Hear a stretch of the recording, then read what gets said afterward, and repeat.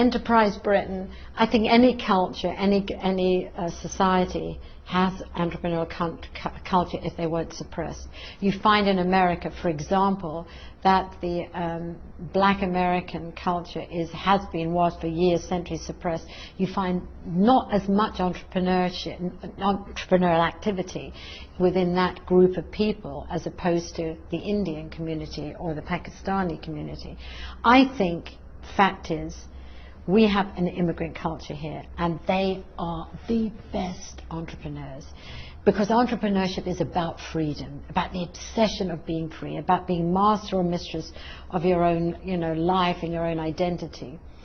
Attached to that, a huge work ethic, which immigrant cultures have. My parents were Italian economic immigrants, and life was no more complicated than love and work. And you worked from 10 years old, working on mum's calf, and so on and so forth.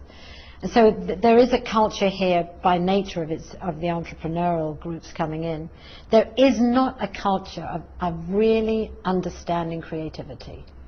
And it's spoken about in 101 ways, but you can see it in the same sort of like homogenous retailing that's going on around. Everything is doing. We're all the high streets are as boring as you can imagine. They're monuments, as is the malls, to non-communication. They're just one ubiquitous brand after another, and people are yearning for a different way. So I don't think we've got a culture that looks for the creative impulse and then finds it and shapes it in our educational system to becoming an honourable livelihood. We don't even have the word livelihood anymore.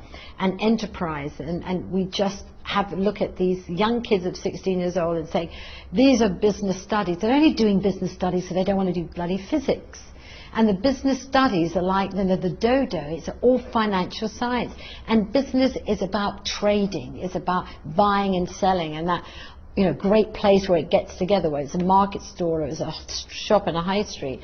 And it's also about services. In this country we don't have anybody that's saying, hey, we've got the oldest population in Western Europe. By the way, why can't we look at services and products that shaves away loneliness? Because that's a dilemma with the elderly.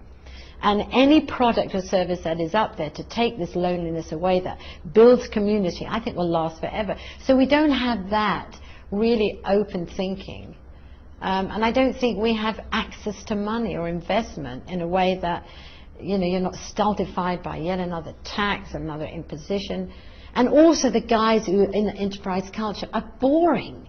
They don't need 60-year-old bank managers, often a sabbatical before they're fired, to go into the East End of London where these kids are wild and interesting and saying this is what you could do. You need more feral, you need more outland, you need more iconoclasts, you need more heretics in the business world.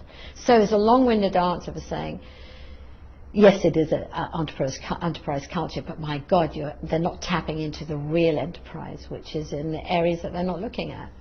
It's a profession that is not trusted.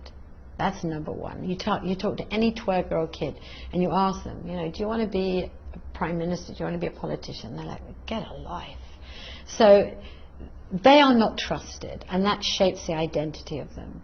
They're seen as career politicians. They're seen as, they're not representative. They don't talk the language of the youth or the language of my language, or they have their own language, which is usually protecting their own personal interests, or if they're bigger and wealthier as politicians, they're protecting big business interests.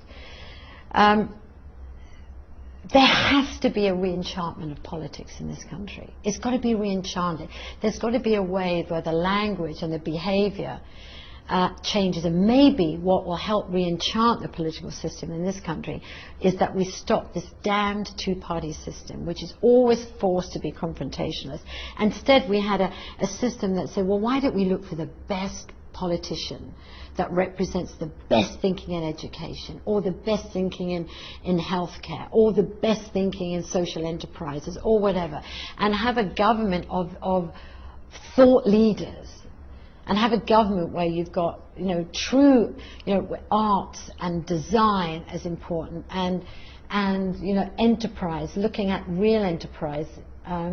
So I think the stuffiness of the government that's less important to me than the and then the evil inherent in so many governments, you know, by nature of their power, and their damned disinterest in what the public want. I guess we've certainly got a better system than the American system by far, because that is in bed with the big business, and mostly the what's the industry called? The extractive industries. I mean, ExxonMobil and so on. We've got a we've got a media that doesn't understand how to humanize a government and how to bring the best thinking through. We have the most exciting format of debate, which is in the House of Commons, but you've got to wait up to 12 o'clock at night to even see those debates. And then there's politicians that have never even made a statement in the 10 years they've been as a member of Parliament. That would be interesting, to know who they would be and shame them. So I think, anyway, I go back to my thing. They should be we got to have. I'm not even interested in the two-party system. I think it's going the way of the dodo. I think real power is being devolved into the local, and seeing the grassroots movement. And you'll see it in the G8 conference. The concept, the notion of protest now is so exciting, and it's so creative. There's such a joy in dissent. You know, the moral voices are not the government, the big fat guys sitting around in the G8 in Glen Eagles, and the big businesses, you know, supporting or creating their territory. It's the voice of the moral voice outside saying that, we don't want this pomp, we don't want this ceremony, we just want, the voice of the voiceless. So I think we've got to change the system, but I don't know how that revolution it can be done. Maybe we can do it by a really smart way of shaming. That would be interesting. Shame the buggers. I mean, there's a wonderful example how India is brilliant at shaming their their politicians. 50, I get this around your head, 50,000 peasant farmers got together in Karnataka, and they laughed for 24 hours. And that laughter for 24 hours destroyed the entire local government within 3 days. It just collapsed because they were fighting to claim their basmati rice, their neem oil, their mustard oil. They claimed it and didn't allow Rice Tech or Monsanto to take it away. That, to me, is the power of protest. I love that.